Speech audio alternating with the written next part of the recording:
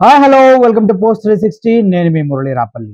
ప్రతిరోజు మన దాంట్లో ఈవినింగ్ లైవ్ ఏదో ఒకటి పెడుతూనే ఉన్నాం. మీరు కూడా అద్భుతంగా ఆదరిస్తూ ఉన్నారు.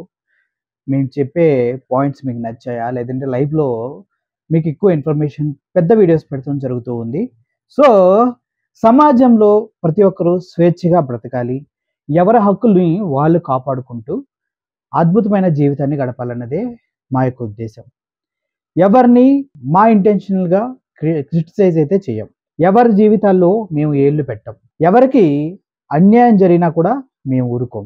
ఎందుకంటే ప్రశ్నిస్తాం. ప్రశ్నించి ఆ విషయాన్ని చివరి వరకు తీసుకెళ్తాం. ఇదే మా ఛానల్ యొక్క మోటం. సో ఇప్పుడు మనం మాట్లాడుకోబోతున్న వ్యక్తి ఒక స్వామీజీ. ఆయన రోడ్ల మీద గతంలో 5-6 సంవత్సరాల క్రితం అందరికీ భగవద్గీతలు అమ్ముకుంటూ మంచి మంచి మాటలు చెప్పుకుంటూ గొర్రెల గురించి బర్రెలా మాట్లాడే ఒక కసాయి హిందువు గురించి నేను మీతో మాట్లాడుతూ ఉన్నాను. నీ వరకు వస్తే మాత్రమే నువ్వు రెస్పాండ్ అవుతా అంటే అది తప్పు. హిందుత్వం అనేది ఒక మతమా, ధర్మమా, మార్గమా చెప్పండి. నేనైతే దేవుణ్ణి దేవుడిగా పూజిస్తా, దేవుణ్ణి దేవుడిగా పూజిస్తా. పక్కవాడి దేవుణ్ణి నేను ఏలెత్తి చూపించను. ఎవడి నమ్మకాలు వాడివి, ఎవడి జీవితం వాడిది. ఏ ఇద్దరు కూడా ఒకే విషయం పైన జీవితాంతం బతకలేరు. ప్రేమించుకొని పెళ్లి చేసుకున్న ప్రేమికులే కొంతకాలానికి విడిపోతారు. అలాగే శాశ్వతంగా ఏ ఇద్దరు కూడా ఒక పాయింట్ పైన స్టాండ్ అయి ఉండరు. కానీ మతం వచ్చేసరికి మతం పైన చాలా చాలా నమ్మకంతో అందరూ ముందుకు వెళ్తూ ఉంటారు. ఆ మతాన్ని కాపాడుకోవటంలో తప్పులేదు. కానీ ఆ మతాన్ని కాపాడుకునే ప్రయత్నంలో పక్కవాడి మతం పైన జుగుప్సాకారమైనటువంటి, నీచమైనటువంటి, బుద్ధి లేనటువంటి, చండాలమైన మాటలు మాట్లాడటం అనేది తప్పు. క్రిటిసైజ్ చేయటం తప్పు అన్నదే మా ఉద్దేశం. మీకు ఒక వ్యక్తిని చూపిస్తా. ఈయన పేరు రాధా మనోహర్ దాస్. అది ఆడోళ్ళు పెట్టుకుంటారు, మగోళ్ళు పెట్టుకుంటారు. ఆ పేరే నాకు పెద్ద కన్ఫ్యూజన్. రాధా మనోహర్ దాస్. రాధా. ఈయన జగన్ రెడ్డి అంటూ ఉంటాడు. జగన్ని బాగా తిడతా ఉంటాడు. ఈయన రాధా అనే ఆడపేరుతోనే మనం కంటిన్యూ చేద్దాం, బాగుంటుంది. ఓకే. ఈయన చాలా మందిని, క్రిస్టియన్స్నేమో గొర్రెలని, ముస్లిమ్స్నేమో వేరే చండాలంగా తిడుతూ ఉంటారు. అసలు ఈయన ఏంటనేది ఈయన క్లారిటీ ఉందో లేదో నాకు ఇప్పటికీ అర్థం కావట్లేదు. ఎందుకంటే ఈయన ముస్లిం కాకముందు, క్రిస్టియన్స్ కాకముందు, హిందూ కాకముందు అందరూ పుట్టినప్పుడే మనుషులు అన్న విషయం ఈ వ్యక్తి ఎప్పుడో మర్చిపోయాడు. సారీ, ఈ తాత ఎప్పుడో మర్చిపోయాడు. తాత, నీకు ఒక విషయం చెప్తున్నా విను. నువ్వు రోడ్డును పోయే ప్రతి వాడిని కెలుకుతూ వెళ్తూ ఎవడు కూడా నన్ను కెలవకూడదు అంటే అది కుదరదు. ఎందుకంటే నీ ఇంట్లో గుట్టు నీ ఇంట్లో పెట్టుకోవాలి. నువ్వు రోడ్ల మీదకి వచ్చి తిట్టడానికి పరిచయం లేదు. నీ మతాన్ని నువ్వు ప్రకటించుకో. తిట్టే హక్కు నీకు ఎవడిచ్చారు? హిందుత్వంలోనే ఉంది కదా పరమత సహనం. పర్వత సహనం లేదు నీ దగ్గర. పక్క వాళ్ళంటే అసూయ, ఈర్ష, కుళ్ళు, కోట్ర, అన్ని సర్వం నీ దగ్గరే ఉన్నాయి. ఇంకా నీకు ఆనందం ఎక్కడుంది? నీ జీవితంలో సుఖం, ఆనందం అనే పదాలు ఏవీ లేవు. అయిపోయింది నీ జీవితం. అండ్ ఈయన చేస్తున్న ఘనకార్యం ఏంటో తెలుసా అండి? పచ్చిబుతులు. నువ్వు మాకే పుట్టావరా? ఒక రైల్వే స్టేషన్లో జరుగుతున్నటువంటి ఈ కాన్వర్జేషన్ మీరు వినండి. మాకే పుట్టావు. బైబిల్లో మీ నాన్న పేరు ఉండదు, రాసుకో. బైబిల్లో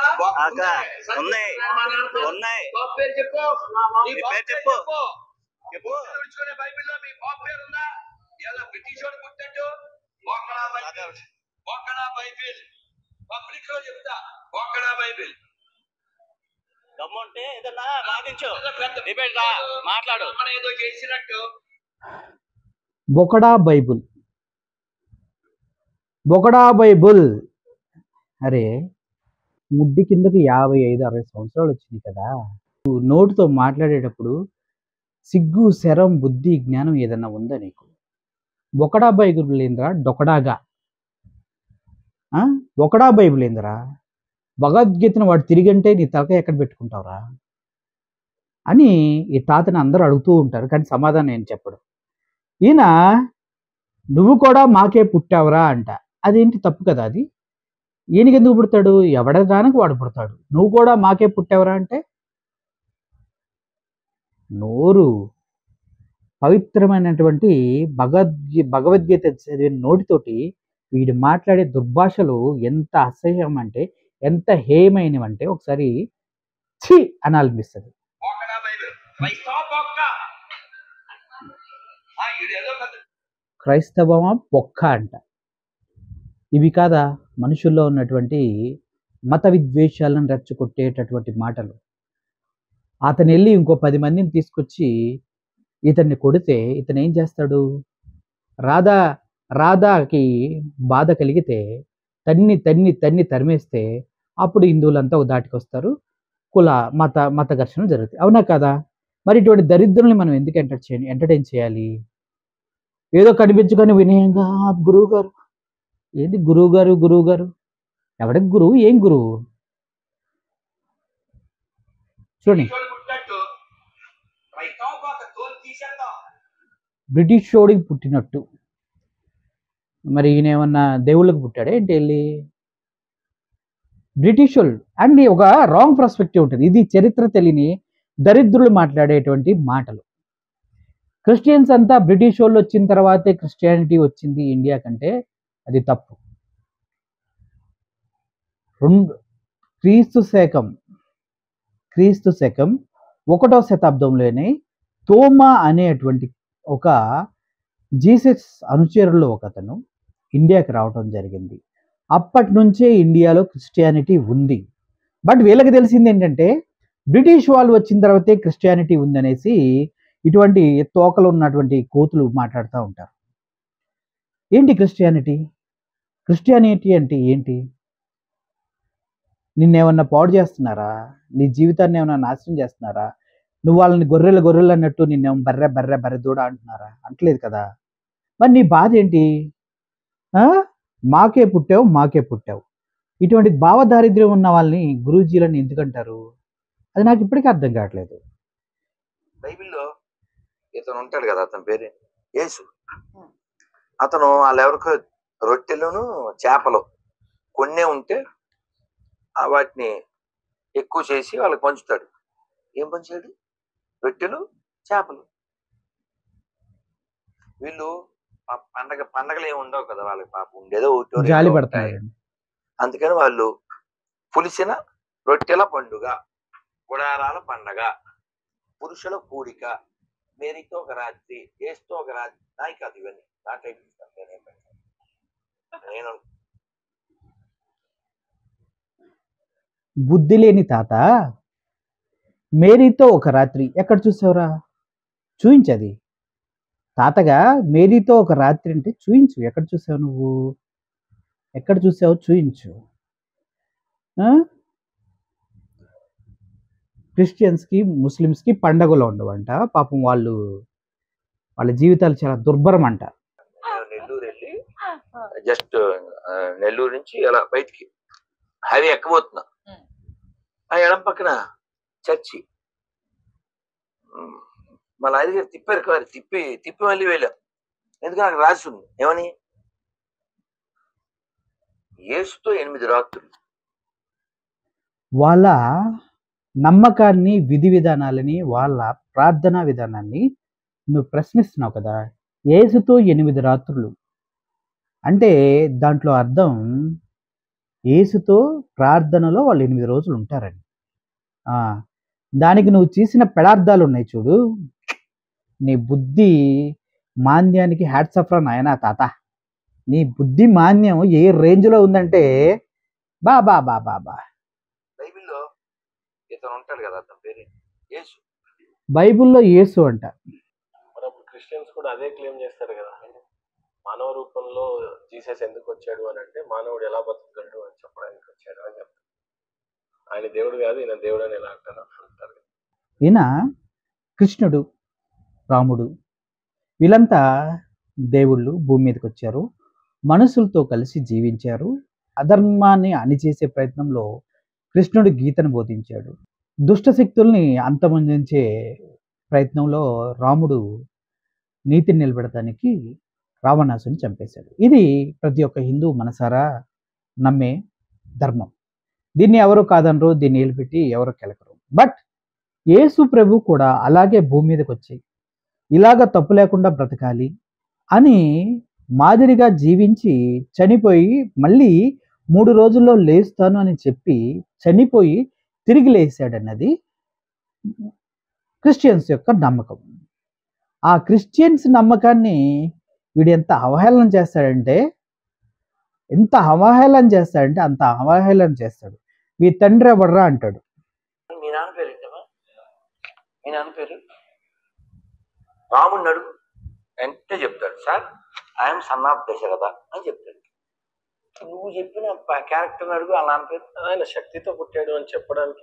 సరే సార్, రాధా మనోహర్ దాస్ గారు రాముడిని అడిగితే దశరథ మహారాజు తన తండ్రి అని చెప్తాడు. ఓకే, మీరు చెప్పిన దానికి మేము ఒప్పుకుంటాం. మరి విఘ్నేశ్వరుని అడిగితే ఎవరి పేరు చెప్తాడు చెప్పండి. వాళ్ళు క్వశ్చన్స్ అడుగుతారు. ఇప్పుడు విఘ్నేశ్వరుని అడిగితే ఎవరి పేరు చెప్తారు చెప్పండి. తెలుసా మీకు? చెప్పలేరు. పోనీ కర్ణుడు దేవుడు కాదంటారేమో, వీరుడు అంటారేమో. మరి ఇలా అంటే సూర్యుడి దగ్గర నుంచి అలా పుట్టినోడు కదా కర్ణుడు. అలా ఎలా పుట్టారు? కౌరవులంతా మట్టి కుండలోంచి ఎలా పుట్టారు చెప్పండి సార్. మీరు బైబిల్ గురించి మాట్లాడుతూ ఉన్నారు. జీసస్కి తండ్రి లేడు, పవిత్రాత్మతో పుట్టాడు అనేదని నువ్వు నమ్మట్లేదు. ఓకే, మేము అగ్రీ అవుతాం. వినాయకుడు ఎలా పుట్టాడు అని వాళ్ళు అడిగితే నీ దగ్గర సమాధానం ఏముంది? మరి ఇంత భావదారిద్ర్యం ఉన్న నువ్వు గోకులంలో పుట్టినటువంటి కృష్ణుడిని ఎందుకు పూజిస్తున్నావు? బ్రాహ్మణుని పూజించవచ్చు కదా. మీ బ్రాహ్మణులు ఎవరు దేవుడిగా పుట్టలేదా? క్షత్రియుడైన రాముడిని ఎందుకు పూజిస్తున్నావు చెప్పండి. రాముడు దేవుడని ఇప్పుడని చెప్పాడా నువ్వు దేవుడని నమ్మడానికి? చెప్పలేదు కదా. ధర్మం అంటే ఏంటి? ధర్మం అందరికి ఒకే విధంగా ఉంటుందా? నువ్వు చెప్పినట్టు హిందువులకి, ముస్లిమ్స్కి, క్రిస్టియన్స్కి అందరికి వేరువేరుగా ఉంటుందా? చెప్పండి. విఘ్నేశ్వరుడు ఎలా పుట్టాడో మీరు చెప్పండి, నాకు చెప్పండి సార్. ఓకే, నిదర్శనం అంటాను నేను దేవుణ్ణి అని చూపించుకోవడానికి. నేను ఆమె స్పర్మ్తో పుట్టలేదు, లేకపోతే సంసారం చేస్తే పుట్టలేదు. ఒక నక్షత్రంగా ఏదో ఒక పవర్ని చూపించడానికి చేశాడు. దాన్ని మీరు కన్సిడర్ చేయరు. ఈయన నాలెడ్జ్ ఎంత ఉంటుందంటే భూమిపైన మనుషులకి ఎవరికి నాలెడ్జ్ ఉండనంతగా వీడి నాలెడ్జ్ ఉంటుంది. ఈ తాత నాలెడ్జి. ఆ తాత నాలెడ్జి మీకు చెప్పాలంటే ఈ ఒక్క వీడియో చాలు. ఆయన అద్భుతమైన నాలెడ్జి మీకు చూపిస్తా, వినండి. గోమయం అని చెప్తా, అంటే ఆవు పేడ యొక్క విశిష్టత ఇప్పుడు అమెరికా వాళ్ళు కూడా ఒప్పుకున్నారు. మీకు పెంటగాన్ తెలుసా? పెంటగాన్ అని అక్కడ వాళ్ళు మిసైల్స్ అవి తయారు చేస్తారు. అక్కడ కూడా గోడలకి ఈ ఆవు పెంట పూస్తారు. ఇడెళ్ళి చూసి వచ్చాడు. యాంటీబయాటిక్ మనకి తెలుసు, అబ్బా మనకి తెలుసు. 30 ఏళ్ల క్రితం వాటి ఇప్పుడు అలుసు. వీడేం చెప్తున్నాడంటే అమెరికాలోని పెంటగన్ ఉంది. పెంటగన్ అంటే ఏంటి మనకి తెలుసు. 5 ఎడ్జెస్ ఉంటాయి కాబట్టి దాన్ని పెంటగన్ అని పిలుస్తారు. దానికి కూడా అంట గోవుకు సంబంధించిన పేడ తీసుకెళ్ళి పోస్తారంట. వీడెళ్ళి చూసి వచ్చారు. వీడిని అక్కడ రమ్మన్నారంట ఈ తాతని. ఇటువంటి బుర్ర తక్కువలు చెప్పే మాటలన్నీ మీరు వినకండి. మీ దేవుడు మీకున్నాడు. మీరు చెప్పింది చెప్పినట్టుగా దేవుడి దగ్గరికి వెళ్ళి మీరు ప్రేయర్ చేసుకోండి. దేవుడు ఇక్కడ గుళ్ళోనో అక్కడక్కడ లేడు. దేవుడు చెప్పింది ఒక్కడే, ఎక్కడైనా ఉన్నాను రా అని చెప్తున్నాడు. కానీ ఇటువంటి వాళ్ళు అలా కాకుండా వాళ్ళు మీ అటెన్షన్ డైవర్ట్ చేసి వాళ్ళ దగ్గరికి రప్పించుకుని మీకున్నదంతా దోచేసుకుంటారు వీళ్ళు. పెంటగనకి పేడ పూసారని చెప్పిన ఈ దరిద్రుడిని మీరు ఎలా పూజిస్తున్నారో నాకు అర్థం కావట్లేదు. అది వీడి నాలెడ్జ్. వీడు మాట్లాడే మాటలన్నీ మీరు వింటూ ఉంటే మీకే పిచ్చెక్కుతుంది. తిరుమల తిరుపతిలో జీడిపప్పులు పంపించేదంట. హలాల్ చేసిన జీడిపప్పులు తిరుపతి జీడిపప్పులంట. దీన్ని ముస్లిమ్స్కి ఇస్తారంట. ఆ ముస్లిమ్స్ దాన్ని ఉమ్మేసి తీసుకొచ్చి తిరుపతిలో లడ్డూల తయారీలో వాడతారంట. ఇది ఎంత భయంకరమైన స్టేట్మెంట్ అండి! ఇది ఎంత భయంకరమైన స్టేట్మెంట్! ఇటువంటి దరిద్రులు, చెత్త యాదవలు, మినిమం నాలెడ్జ్ లేకుండా మనకి ఇటువంటి విషయాన్ని మన బ్రెయిన్లోకి ఎక్కిస్తూ ఉంటారు. అదంతటిని మీరు తీసుకోకండి. ఎందుకంటే మీకు తెలిసిన దానికన్నా వీళ్ళకి ఎక్కువ తెలియదు. మహా అయితే భగవద్గీత చదివి ఉంటారు. ఇటువంటి వాళ్ళ గురించి ప్రతిరోజు నేను మాట్లాడాలనుకుంటా. కానీ వెంటనే నాకు ఒకటి అడ్డొస్తుంది. చాలామంది హిందువులు ఉంటారు నా ఛానల్లో. ఒకసారి ఎవరో ఒకళ్ళు నమ్ముతారు, వాళ్ళు బాధపడతారు అని అనుకుంటా. కానీ ఇప్పుడు నేను ఫిక్స్ అయ్యి ఎవరో బాధపడ్డా నాకు అనవసరం. నిజాన్ని మీ ముందుకు తీసుకొస్తా.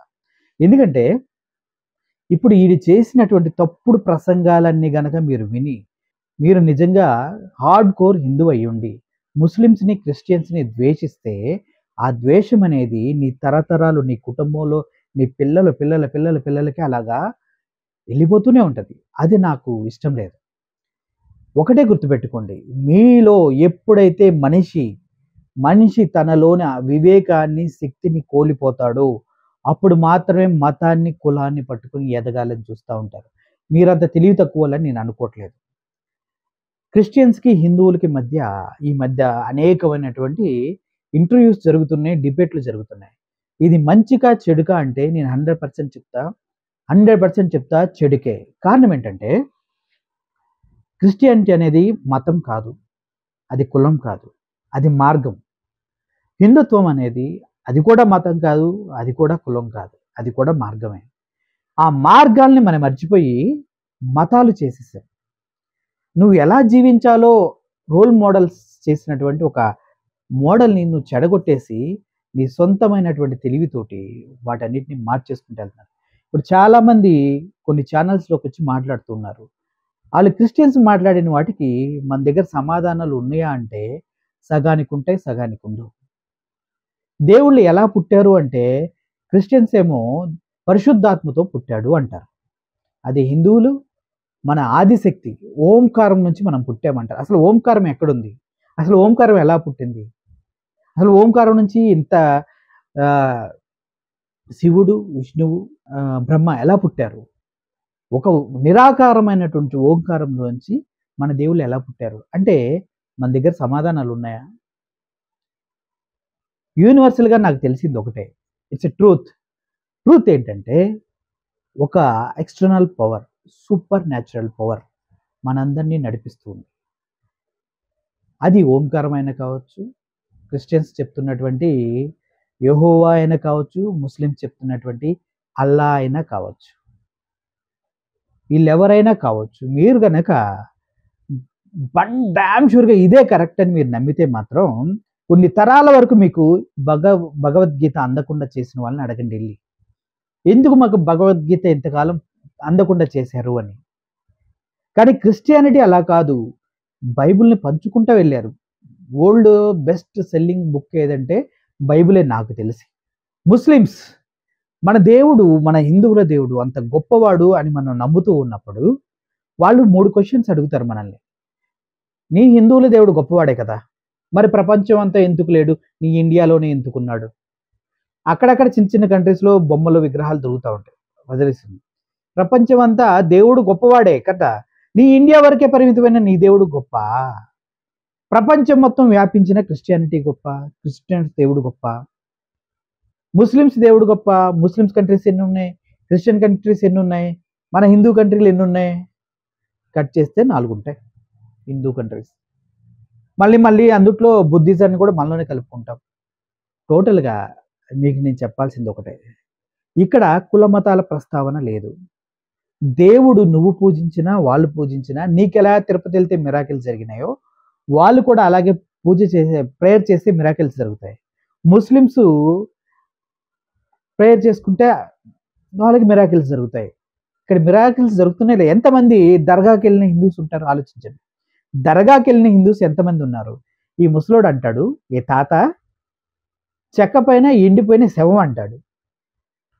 ఎండిపోయిన శవం నువ్వు చెక్క మీద ఎప్పుడు చూసావు రాజా? అలా అయితే కృష్ణుడు జస్ట్ ఒక బాణాన్ని కాలికి తగిలి చనిపోయాడు కదా. రాముడు ఎలా చనిపోయాడో మీకు తెలుసు కదా. మేమంటే బుర్ర తక్కువ వాళ్ళం సార్. రాముడు దేవుడే, కృష్ణుడు దేవుడే, చనిపోకుండా అలాగే లేరు కదా, అందరు చనిపోయారు కదా. అప్పుడేం సమాధానం చెప్తారు మీరు? బుద్ధిమాన్యంతో ఆడుకోకండి.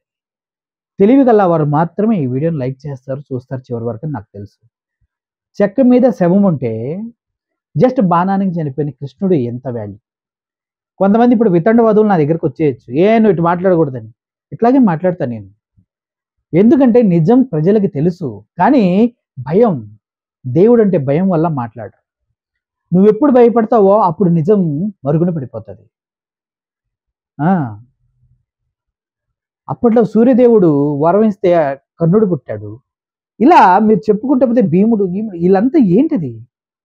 మరి క్రిస్టియన్స్ని అనే హక్కు మనకి ఎక్కడొచ్చింది? ముస్లిమ్స్ని అనే హక్కు మనకి ఎక్కడుంది? మన మత గ్రంథాలు బోధించిన వాటిలోనే చాలా అద్భుతాలు ఉన్నాయి కదా. చెమట బిందువుల నుంచి పుట్టారు, అనుగ్రహంతో పుట్టారు. జస్ట్ సూర్యుని చూసి నీ అంత ప్రకాశవంతమైన కొడుకుడు కావాలి అనగానే కుంతి కడుపున పుట్టాడు కదా కర్ణుడు. ఏమంటారు మీరు దానికి? ఒక పసుపు కుమ్మని తీసుకొచ్చి ఇలా చేస్తే వినాయకుడు అయిపోయాడు కదా. మరి దాన్ని ఏమంటారు? అసలు అంతకన్నా నిరాకారమైనటువంటి ఓంకారంలో నుంచే, శక్తిలో నుంచే మనకి బ్రహ్మ విష్ణు మహేశ్వరులు పుట్టారు కదా. అది ఎలా జరిగింది? కాబట్టి ఇటువంటి వృద్ధ సన్యాసుల యొక్క ఉపోద్ఘాతాలు మీరు వినకుండా మీ దగ్గర దేవుడు ఉంటే, మూర్తి ఉంటే ప్రశాంతంగా కూర్చొని ప్రేయర్ చేసుకొని ఈ ప్రపంచంలో ఉన్న సర్వ దరిద్రాలు నా దగ్గరకు రాకుండా, ముఖ్యంగా ఇటువంటి ముసల పింజారి తాతలు రాకుండా ఉండాలని మనసారా కోరుకోండి. అసలు మనం ఎంత పిచ్చోళ్ళం అంటే, పైన చెప్పిన స్టోరీ అంతా ఒకటైతే, ఇప్పుడు ద గ్రేట్ రాధా, మా రాధా డార్లింగ్ చేసినటువంటి ఇంకో దారిద్ర్యం ఉంది. ఆ దరిద్రాన్ని మా రాధా డార్లింగ్ చేసినటువంటి ఇంకో దరిద్రమైన పని ఇప్పటికీ యూట్యూబ్లో అక్కడక్కడ సంచరించుతూ ఉంటుంది. ఈయన ఒక అమ్మాయితో రాసలీలలు సాగిస్తూ మాట్లాడిన మాటలు ఎపిసోడ్లుగా యూట్యూబ్ మొత్తం పరుచుకొని పోయినాయి. దీనిపైన పెద్ద పెద్ద ఛానల్స్ డిబేట్లు చేసినాయి. ఈయన ఆవిడ యొక్క అద్భుతమైనటువంటి కాన్వర్జేషన్స్ మనోడు చెప్తా ఉంటాడు, కొటేషన్స్ చెప్తా ఉంటాడు కదా. అటువంటి కొటేషన్స్ అన్నీ ఈయన రాసలీల యొక్క పదప్రయోగ జాలమంతా ఆ వీడియో టేప్స్లో ఉంది. అవునా కదా రాధా డార్లింగ్? తాతయ్య మాయ మాటలు చెప్పి మన ఇంట్లో ఆడవాళ్ళతో ఇలాగే మాట్లాడితే మనం ఊరుకుంటారా చెప్పండి? హైదరాబాద్ వస్తాను, నువ్వేదో అడిగావు కదా నన్ను, అది చేస్తాను. మర్చిపోయారా రాధా మనోహర్ దాస్ గారు? సారీ రాధా, మర్చిపోయావా రాధా? నీ రాసలీలలు మొత్తం యూట్యూబ్ మొత్తం పరుసుకుపోయి ఇటువంటి వాళ్ళని మీరు ఎంకరేజ్ చేయకండి. ఒక్కసారి ఆయన మాట్లాడిన మాటలు యూట్యూబ్లో ఉంటే వినండి. అస్సలు నా స్వామి రంగా, రసిక రాజా ప్రొడక్షన్స్ A to Z అని ఈజీగా మీరే చెప్పేస్తాడు. కళాకారుడు ఈయన, మామూలు కళాకారుడు కూడా కాదు. ఈయన ఒక సినిమా గురించి మాట్లాడుతూ ఉంటాడు. అర్జున్ రెడ్డి సినిమా చేసినటువంటి వ్యక్తి ఆడొక యానిమల్. అది కూడా మీకు వినిపిస్తాను. Sandeep Vanga consider as a animal. Sandeep Reddy Vanga considered as a animal. నువ్వేంటి మరి శ్రీకృష్ణుడవా గోపికలతో ఆడుకోవటానికి? ఒక అమ్మాయిని అలా చూయించాడు, అందుకే ఆడు యానిమల్ అని చెప్తున్నావే. నువ్వు మరి అమ్మాయిని వేరే విధంగా చూసావు కదా. పొరపాటున భగవద్గీత శ్రీకృష్ణుడు చెప్పాడు ఆయనకి 16,000 మంది గోపికలు, 8 మంది భార్యలు ఉన్నారనేసి. నువ్వు ఒకవేళ అలా ట్రై చేసావా ఏంటప్పుడు? సిగ్గుండాలయ్యా, వయసు పెరగగానే సరికాదు. నువ్వు బ్రతకడం కోసం ఎదుటి కుల మతాల మీద పడి ఏడవటం కాదు. నిన్ను నువ్వు సరి చేసుకో. ఫస్ట్ నీ భావ దారిద్ర్యాన్ని సరి చేసుకో. నీలో ఉన్నటువంటి కుళ్ళు కల్మషాన్ని కడిగేసుకో. ఇంత నేర్చుకున్నావు, ఇంత వేదాలు ఉపనిషత్తులు అన్నీ చదివావు, ఎందుకు పనికి వస్తున్నాయి నీకు? ఎదుటి వాళ్ళని తిట్టడానికి, ధర్మం స్థాపించాలి అని ప్రతి ఒక్కడు అంటూ ఉంటాడు. ధర్మం ఎప్పటి నుంచి ఉందో తెలుసా? ధర్మంని స్థాపించాలనుకున్న ప్రతి ఒక్కడు చచ్చాడు, ధర్మాన్ని కాపాడాలనుకున్న ప్రతి ఒక్కడు చచ్చాడు. కానీ ధర్మం నిలిచే ఉంది బాస్. ఎవడు ధర్మాన్ని కాపాడలేడు, దాన్ని అదే కాపాడుకుంటుంది, అదే నిలబడుతుంది. వీళ్ళంతా ధర్మరక్షకులు. ఈ మధ్య సనాతనీయులు దేశం మొత్తం పరుచుకుపోతున్నారు. ఇదంతా రాజకీయ నాయకులు ఆడే కుట్ర. వాళ్ళు ఆడే గేమ్లో మీరు ఇరుక్కుపోతున్నారు. ధర్మాన్ని ఎవడు రక్షించాడు ఇన్నాళ్ళు? ధర్మాన్ని ధర్మమే రక్షించుకుంటుంది. ధర్మం గురించి పోరాడిన ప్రతి ఒక్కడు చచ్చాడు. కానీ ధర్మాన్ని పాడు చేయాలనుకున్న వాడు కూడా చచ్చాడు. ఎన్నో గుళ్ళు కూల్చాలనుకున్న పెద్ద పెద్ద ముస్లిం రాజులు చచ్చిపోయారు. కానీ గుళ్ళు కూలిపోయినాయా? వాటి పవిత్రత పోయిందా? ఏం గుర్తుపెట్టుకోండి, ధర్మాన్ని నువ్వు రక్షిస్తే ధర్మం నేను రక్షిస్తుందంటే నీ వరకు నువ్వు ధర్మాన్ని రక్షించుకోవాలని, కానీ పక్కనోడు ఇళ్లలో చేరి ధర్మాన్ని రక్షించుకోవాలి. ఇప్పుడు అంటారు క్రిస్టియన్స్ కూడా బైబిల్స్ పట్టుకొని ఊరు ఊరు తిరిగి సువార్తం చేస్తూ ఉంటారు కదా అంటారు. వాడు చేసుకుంటే చేసుకుని నువ్వు పట్టించుకోకయ్యా. వాడు భావదారిద్ర్యం అట్టుంది, నువ్వెందుకు పట్టించుకుంటావు? తిరుక్కొని మీ వీధిలో చాలా జంతువులు తిరుగుతూ ఉంటాయి, అటన్నింటిని పట్టించుకుంటున్నావా? మీ వీధిలో చాలా మంది బిచ్చగాళ్ళు వస్తున్నా అంటున్నారు, వాళ్ళందరూ పట్టించుకుంటున్నావా? నీకుంటే వేస్తావు, లేకపోతే వదిలేస్తావు. మరి నీ వీధికి వచ్చి వాడు ఏదో చేస్తున్నాడు, కులాలు మార్చేస్తున్నాడు, మతాలు మార్చేస్తున్నాడు. ఎవడైనా మారాలనుకుంటే మారుతారు, కానీ బలవంతంగా మార్చేది ఎవడి వల్ల కాదు. అలా మార్చేటట్టయితే ఎప్పుడో ముస్లిం రాజులు ఇండియాని ఏలినప్పుడు, బ్రిటిష్ వాళ్ళు ఇండియాని ఏలినప్పుడు హిందువులు మొత్తాన్ని మార్చేసి ఎప్పుడో గిర్మాన్ని మొత్తం తీసుకెళ్ళిపోయేవారు. బ్రిటిష్ వాళ్ళు ట్రై చేసినా ధర్మం మారదు, ఏ నా కొడుకు ట్రై చేసినా ధర్మం మారదు. అది తెలుసుకోండి ఫస్ట్. ఇట్లాంటి ఉక్కా ఫకీర్లని జోలి పట్టుకొని కొంపలు తిరిగి అనర్థాలని ఆహ్వానించకండి. ఇప్పటికీ ఈ రోజుకి ఈ వీడియో చాలు. నెక్స్ట్ మీకు ఇంకో వీడియోతో సేమ్ తాతని మీ ముందుకు తీసుకొస్తా. అప్పుడు ఇంకా క్లియర్గా చెప్తా మీకు. ఓకేనా? Thank you for watching this video. Murali signing off. Thank you so much.